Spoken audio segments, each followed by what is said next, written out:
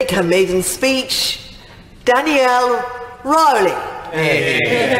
Thank you, Madam Deputy Speaker, for calling me to make my maiden speech today. I'd like to first congratulate my honourable friend, the member for Lincoln, on a fantastic maiden speech, and I share her passion for representing her constituents. And my fellow Scot, the honourable member for Caithness, Sutherland and Easter Ross, on his speech. I'd like to echo his sentiments on the legacy of Charles Kennedy. We've heard passionate contributions from members today. During this Brexit process, we must get the best deal for our economy, protect jobs and defend the rights of EU nationals. I will be fighting for that on behalf of my constituents in Midlothian, and I thank them for sending me here to do that. I must pay tribute to my predecessor, Owen Thompson, who I know worked hard to represent Midlothian, and I'm sure his contribution to the community will be remembered well. I thank him for his congratulations and the warm and friendly way in which we conducted our campaign.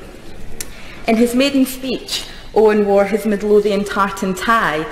He spoke of the green representing the landscape, the blue representing the reservoirs, and the black, which represents the coal in Midlothian. He remarked that he was the first non-miner in a long time, since the Second World War in fact, to be elected to represent Midlothian. And I want to make two points on that. I have another first. I'm the first woman to be elected to serve Midlothian, and of that I'm very proud indeed.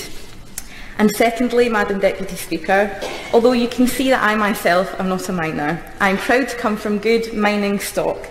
Both of my grandfathers, Willie Rowley and Ron Curran, having worked down the mine, so I keep that strong Midlothian tradition alive, and I was honoured to receive endorsement and support from my local retired miners group. Speaking of former miners to represent Midlothian, I'd also like to pay tribute to two former members for Midlothian who I have the honour of knowing and have learned from, Sir David Hamilton and Eric Clark. Eric said in his maiden speech, "I'm proud to be a socialist and a trade unionist, and I'm very glad to be carrying on that mantle. And I'm very grateful to David for helping me with my campaign. And I must say that I've run out of paper with the list of people in this House from all sides who have asked me to pass on their warm wishes to Eric and David." Madam Deputy Speaker, I know it's tradition to talk about the history of one's constituency in a maiden speech. However, I feel that those that have come before me have done a fantastic job of highlighting our rich history of Gladstone, of our proud industry, or once proud industry, of Dolly the Sheep, of Dalkeith Palace and Roslyn Chapel. So if I may, I'd like to talk about the people of Midlothian and what I hope to do for our future. On the 9th of June, the day after I was elected to serve here, I spoke at a local food bank, the Food, Facts and Friends project in Pennycook. I talked to Mark, who told me his personal story. When he found himself having to rely on a food bank, he told me that they didn't just give him the food he needed, but they gave him friendship and support and helped him to develop a network, and he now has helped set up and run the Pennycook Food Bank himself. Mark's story reminded me of an ethos that I think is central to charity, central to the idea behind food banks, and something that should be central to the work that we carry out here when we talk about helping people in need. And that is a hand up, not a hand out. Yes. It is essential that we give people the tools that they need to live their lives to the full. And when I've worked with people in various jobs who are receiving benefits or receiving support from charity, that is what they want. They want support to do things for themselves, not a handout, as some members of this House and the media might have you believe. I'm sad to say that Mark had to report last week that demand for the food bank has went up again, with over 20 families a week using the service. He said that people who come to the food bank who cannot afford to feed their families, they may have been sanctioned, some have suffered from the benefit cap, welfare reform, others simply just cannot feed their family on their income of low wages and inadequate help from the government.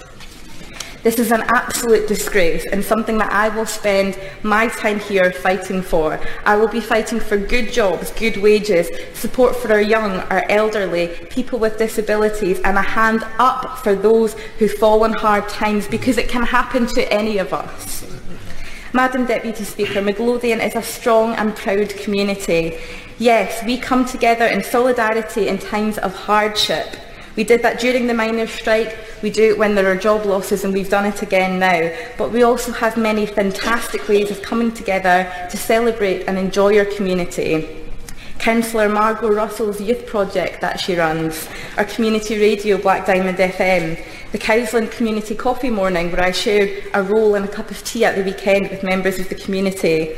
Since being elected, I've attended many children's gala days.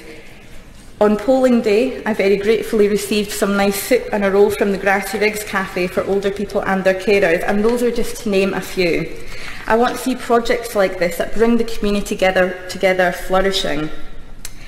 I started my speech by paying tribute to Labour members Eric Clark and David Hamilton, and I would like to end on their wise words too. Eric ended his speech by talking about the double standards of having few who are rich and the vast majority who are poor. And David ended his speech by talking about Labour standing up for vulnerable people, and he said those who will benefit along with all of us, not just the few.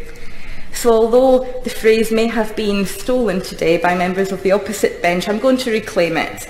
I want to end on echoing those sentiments, Madam Deputy Speaker, and say that I'm proud to have been elected here to represent the people of Midlothian on a platform of hope, and with the message that I'm joining my friends on these benches to fight for the many, not the few. Thank you. Order. I've given as much time as I could to the many excellent Maiden speeches this afternoon, but I now have to reduce the time limit to 5 minutes. James Cartledge.